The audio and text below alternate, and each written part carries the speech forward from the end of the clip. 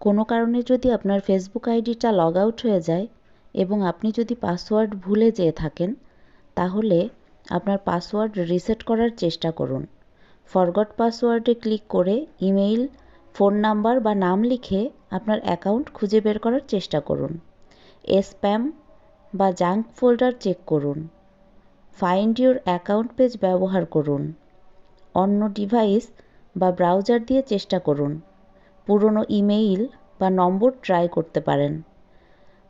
ID verification করতে পারেন। Facebook যদি চায়, ভিডিও সেলফি অথবা জাতীয় পরিচয়পত্র বা ড্রাইভিং লাইসেন্স দিয়ে ভেরিফাই করতে পারেন। সন্দেহ হলে অ্যাকাউন্ট হ্যাকড কিনা সেটা চেক করতে পারেন।